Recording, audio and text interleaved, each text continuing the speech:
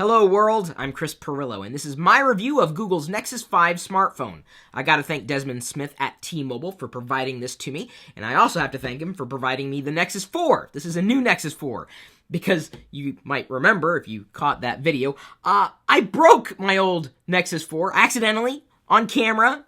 The blooper was caught. It was a part of that video.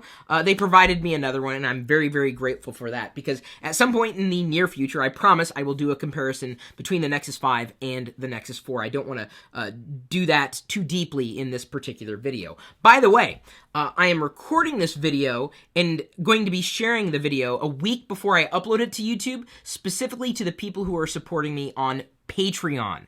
It's a new campaign that I'm going to start. It's going to be ongoing, so every month you can pledge a few dollars to help me do the LockerGnome digital report and bring it back to doing it every weekday. It's just a great way to support me in the things that I do and, well, really doing things for you and the things you enjoy from me. So it's just an added bonus for people who signed up early to support me in that way. Check out the link in this video's description. Even though I don't really want to compare the Nexus 4 with the Nexus 5 in this video, I will tell you that everything I liked in the Nexus 4, I like even more in the Nexus 5. The first thing that jumped out at me, as it would for just about anybody, especially if you used the Nexus 4, is that the screen is sharper. It's a beautiful screen. I was just taken aback because I had the Nexus 4 as my go-to device for quite some time. Although, since using the the Note 3 from Samsung, I really appreciated not just the screen size. Hang on, let me grab it here. I probably shouldn't do this in a review for the Nexus 5, but I'm going to do it anyway, because you know what? I'm just unorthodox that way. It happens to be 10 o'clock at night, and I have a cup of review juice standing by. I would actually swap back and forth between the Nexus 4 and the Note 3 because I found the speed and the screen size of the Nexus. I'm going to do this for the rest. I'm going to stick to the Nexus 5. I swear, after I get done telling you this, these were my two go-to devices, and I even found it difficult to choose what my go-to device has been between the Note 3 and the Nexus 5, and I gotta tell you, the Nexus 5 would usually win out, if only because it's Android. It's pure Android. It's what Google wants Android to be. There's no layer on top of it. There's no software that I don't want. And of course, you can install your own ROMs on any Android device, or pretty much any Android device. I mean, that's the beauty of Android and the ecosystem. I'm not trying to take away from that. I'm just trying to look at these devices from a consumer's perspective, from a consumer's experience, and I'm a consumer. Yeah, I love the gadget stuff, but people turn to me because they want my advice, because they don't know what to choose. So, if you were sitting on the fence, I'll just tell you this, between the Nexus 4 and the Nexus 5, to me, there's no contest. It's the Nexus 5. Yes, it's newer, it's definitely faster, but the screen it's just sharper. It's a better screen. Some people complained that the chassis, or I guess the body of the Nexus 5 felt cheap. I didn't feel that way at all, and maybe I'm not that picky when it comes to that. I am about the total experience. That's what I try to look for. So it's the software, it's the hardware, it's everything combined, including service, and I may get to that in a bit. But this is pretty much a pure Google device. It's as googly as they get. The Nexus line of products, I hope Google never changes, and I hope they continue to improve it. Camera was, in terms of usability, fantastic. Was it the best camera on a smartphone I ever used? Maybe not, but it also wasn't the worst. So in terms of average use, compared to other smartphones, when you look at the price and the software experience, it really boiled down to, well, at least for me, a total package in what I would look for in an Android device and what I would want to recommend to others in an Android device. So my initial impressions were positive because I felt like it was a step up from the Nexus 4. If you never used the Nexus 4, I think you'd be just as happy with the Nexus 5. But I was specifically looking at my experience with the Nexus 5 in comparison with the other Android devices that I've used over the past year, including a Google Nexus, well, at least a recent Google Nexus device like the Nexus 4.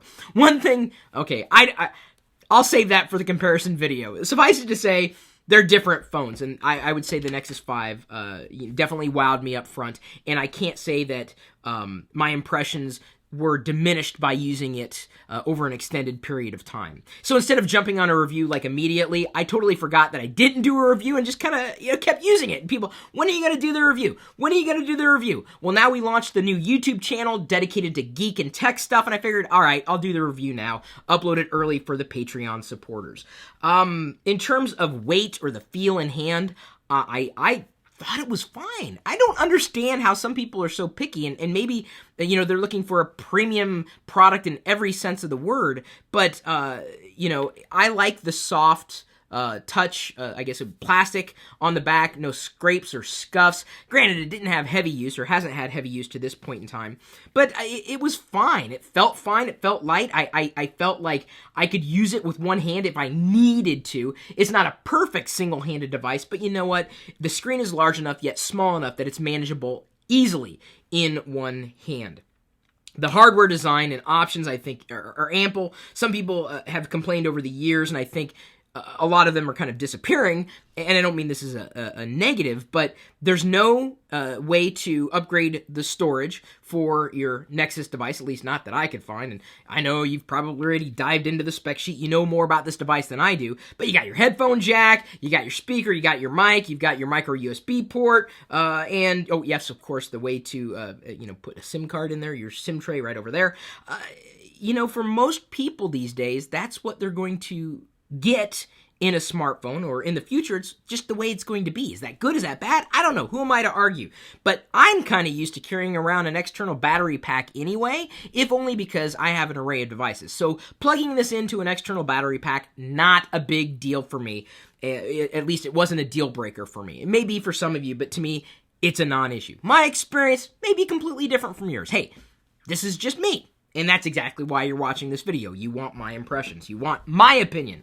Even though I know there are two people who watch review videos on YouTube. There are the people who look to the reviewer to give their opinion, and then there's those who look to the reviewer to validate their opinion. Well, you know what? Hopefully you're a part of the former, not the latter, and we'll get along swimmingly.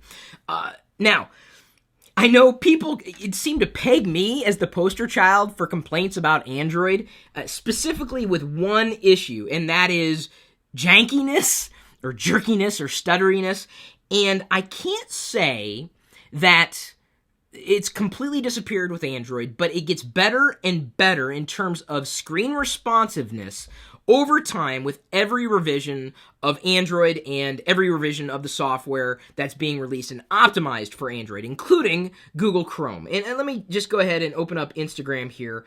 Let me pull up my feed. I'll show you the types of photos that I subscribe to generally in another point in time. But it's very smooth. I mean, even holding my finger down or pressing it to the screen, I can scroll quickly. You shouldn't see any kind of jerky or jankiness that I've seen on other Android devices and various apps. And that really does boil down to optimization, I believe, but also the operating system in relation to its optimization in conjunction with the hardware, too. So it's having that pure Android experience. I think it's been about the best that I've had on Android to this point in time, rivaled only by, to this point again, the Galaxy Note 3 from Samsung. Two kind of different devices, really, for two different types of users. But to me, this did not jump out as, oh, I can't use this. Or let me put it to you this way. No worse than iOS 7, especially the early builds of iOS 7 in my experience. So I think the responsiveness of the screen was not as bad as I've seen it in the past, but that's one of the reasons why I like the Nexus 4. To me, the Nexus 4 had a very buttery experience. The Nexus 5 only took that experience and made it better. So yes, I do think the Nexus 5 improved in many ways on the screen responsiveness compared specifically to the Nexus 4. In terms of color representation and text clarity, that's kind of a mouthful. Well, let me go ahead and I guess I can pull up Instagram again. I'm trying to think of average users. No, actually, you saw Instagram. I'm going to open up Google Plus, and I happen to be a fan of Google Plus, despite what some people say. I like it. You can see that as I'm scrolling here, see how smooth that is? I mean, maybe you can. I don't know if you can see how smooth that is, but that's smooth. As the data is loading, look at that.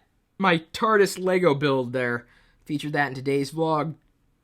smooth, responsive, crisp. The color saturation is to me everything I would want it to be. I was not taken aback by any amount of ew. What's that? I don't like that at all. I mean, I'm saying it's good. It is fantastic in terms of price relative to performance and experience, specifically in relation to color representation and text clarity. Sharper, certainly a lot sharper than the Nexus 4. Audio quality. So initially, when this was released with KitKat, Android 4.4, there were some people who complained about some discrepancies with the speaker. Google did their best to address that, as well as some issues they had with the camera.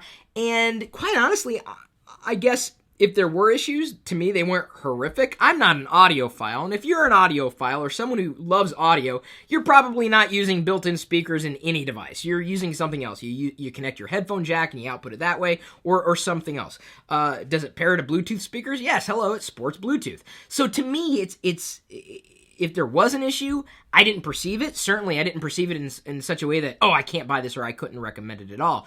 And they were software tweaks that Google made to allegedly improve the quality overall. And I would expect that from Google, especially with their flagship device.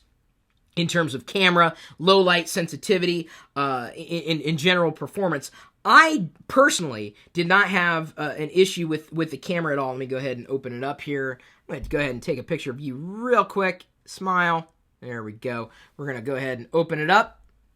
Run a little test here. See, just a quick, just holding on to it and pointing. Now, granted, the color representation in what you see is not going to be accurate, but where it happened to focus on, you can see the strap. You can even see the texture in the strap there. I think, and this is not exactly low light, but it's certainly an indoor shot, just holding the camera for a second, taking a picture as you might in an average situation, it worked well. It worked well enough. I mean, I could even probably pull in details from a shelf across the room. Yeah, I could. I mean, I could see some stuff. It's not perfectly clear, but I wasn't focused over there. I was focused right here in the middle. So it works, and it works well for the average user. For power users, sure, if you want a pure Android device, I don't think at this point that you can beat the Nexus 5. Battery. Now, this is another concern that some people had. This is something Android in general needs to improve upon, so I'm not going to slag the Nexus 5 on this specifically. In terms of average use, it wasn't as good as the Note 3. I learned that after I did my Note 3 review, apparently I had some settings that were not exactly what they should have been. Battery life on the Note 3 is fantastic. Again, I'm not trying to make this a comparison video directly, but in terms of just using it or setting it there and not using it for a while, I found the battery life to be average. Nothing really to write home about, and I would hope that at some point in the future, well, not just Android or Google, but every mobile OS developer system would, OS system? What I'm trying to say is I wish developers would concentrate on battery life. That's what I think more people want moving on into the future, if only because we use these devices all the time. It depends on what we're doing with the device, right? If we're doing a lot of network-heavy stuff, a lot of video-heavy stuff, of course the battery is going to drain quicker. That may be an issue if you were looking for an external, or I'm sorry, if you're looking to swap out the internal battery. You can't do that with the Nexus 5. To me, not a detriment. Plug in an external battery pack. You should be good to go. In terms of hardware and software parity, I don't know how much hand Google had in the design of the Nexus 5, because it is made by LG. You can see that reflecting right there on the back. But I liked it. I thought, built from the ground up, this was, I believe, based on another LG product, the G2, which I have. Give me a second, I gotta feel the back. There we go. Right there, based on this, but I found this experience to be better. Now, some people would like this on the LG G2, but, I mean, this being, what it looks like on the outside. That's the LG G2. But I would be more of a fan of the Nexus 5 and the way Google and LG approached it. So I found hardware and software to be in parity. This is pure Android. Google knew what was going on every step of the way. I would hope that as far as an Android device was concerned, Nexus 5 would be leading the pack. And is it the best Android device out there?